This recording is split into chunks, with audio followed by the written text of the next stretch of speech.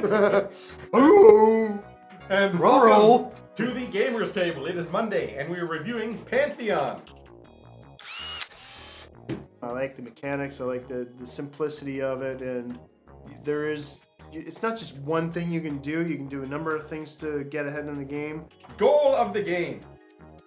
The players collect points by gaining the favor of the gods and minor gods of the Pantheon, and by building monuments to their glory. The player with the most points wins the game. There's a lot going on. There's a few different strategies to it. It's well balanced and it plays well, and it doesn't bog down too badly. Turns are short enough that you're not falling asleep between players' turns. I'm showing them the board. Showing them the board. And nice now, board. There's the along board. the lines with Cyclades. Oh, and hey, I so didn't notice forth, that before. There's a nice big art picture of all the gods on the back of it.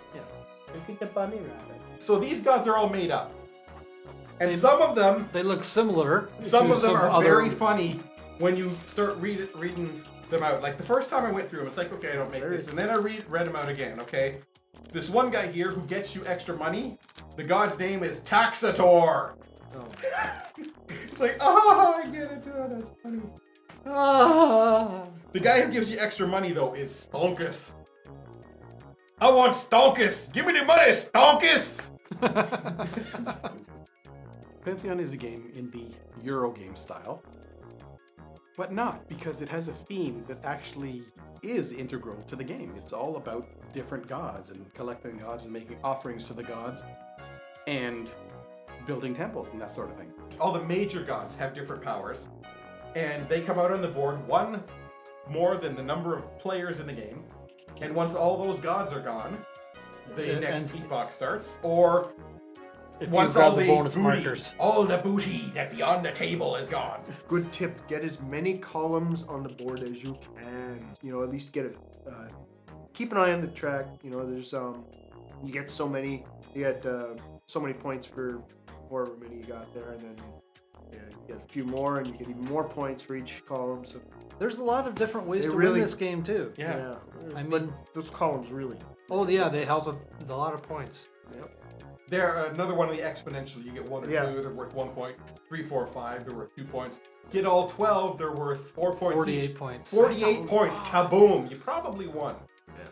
Yeah. That Well, was I mean, key if that- you're getting yeah. those 48 bonus points, you probably don't have a whole lot of other bonus points Yeah. because Well, that's possible. that's. yeah, you gotta that's be a careful lot and of effort vary to do it a that. little bit. You want to. I don't think you want to be too one-dimensional in this game. Right. You have to have a little hand in every strategy. This game is best with 4 players. I've played it What's it with go 2 up? players. I played it with 3 and I played it with 4. It's the most fun with 4 What's it players. go up to It anyway? goes up to 4. It's a 2 to 4. Okay. With 4 players, there's not somebody running away with the columns because there's too many guys getting. Only 2 guys can put a column in a space. So with 4 players, you can't all have them. Yeah, the mechanic I like is the cards.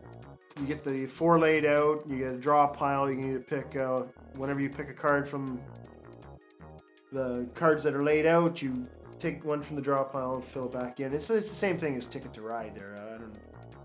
Euro game, and I like it.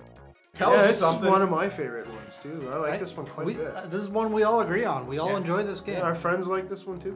We've played it with us.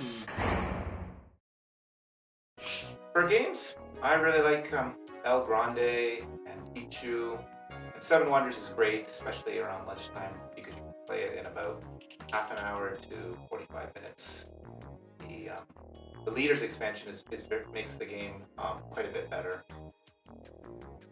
Anyways, I really like all sorts of board games, but I'm not crazy about the ones with a ton of dice, unless there's interesting things you can do with it.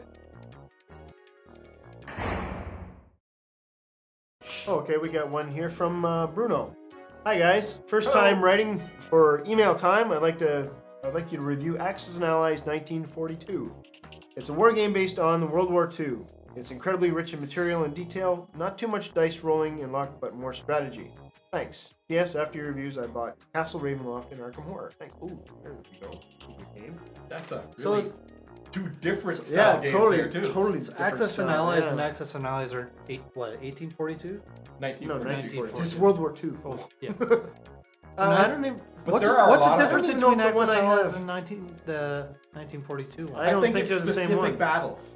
Probably. Specific theaters. One of Because the I've got Axis and Allies with the second edition rules, but it doesn't say 1942 on it. So There's I different versions. don't believe for it's sure. the same game. So I've only played Axis and Allies. I haven't played the other ones. My cousin Laurie's got a bunch of different ones, but you got Europe and I think there's Normandy or something. Oh, there's a lot of now. There's the a Pacific Japan one. yeah. Yeah, there's a whole bunch of them. But yeah, I haven't played this one. And there's a new one with battleships with little models and stuff that looks kind of interesting Yeah. too. Yes. And I got Axis and Allies set up right now in my home, but we haven't gotten around to playing. We are going to play it and then review it Yes. sometime in the Second near edition future. rules. But yeah, that's one thing. Like Axis Original and map, Allies too. is all dice rolling, and when he mentions less For the dice most rolling, it's a good part. I'm of thinking, it, yeah. okay, I might like the 1942 version of it. Yeah, It might be okay. I'd be interested to play these different versions. Yeah. 'Cause I always liked the original one. Well, second edition rule.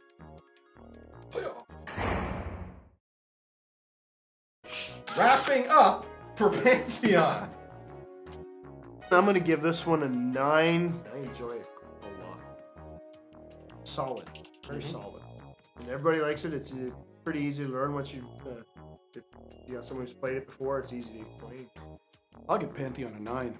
This game, I mean, from the moment I opened the box, I looked at this game and thought, okay, this game looks nice. Yeah. And I'm pretty sure about my I score this time. don't know how it's going to play. Maybe not so much, but after we played it, hey, this is good. Played it with 3 players, hey, this is better. Played it with 4, this is awesome, Best. man. Yeah. With 4. It's a durable game too. I give Pantheon a 9. I enjoy it. Definitely. I mean, there's 3 9s. lots of stuff going on. It's not so big, not too much stuff going on that you can't keep track of everything, Right, but like there's definite ways of going to try to maximize your points. But I think you need for me, I would go with a balanced strategy in this one. yeah. A little bit here and Yeah. there. But all the gods give you a good power. Like very enjoyable, very well done game. Mhm. And, Well, I think it doesn't drag. If I would fault Pantheon for anything, it would be that there's not a lot of direct player interaction. So that's it for another episode of the Gamers Table. Tune in next week for another game review. Because that's what we do. Thank you. That's like 4 episodes in a row. You say that every time. See ya. Bye.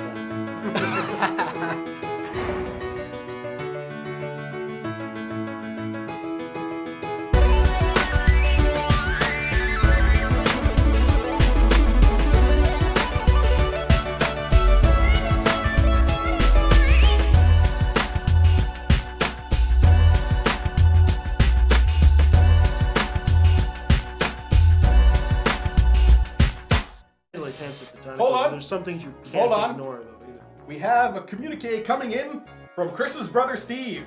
I was the one who introduced him into board games. He really liked Puerto Rico, but it took him a year before he actually played it. Blah blah blah blah.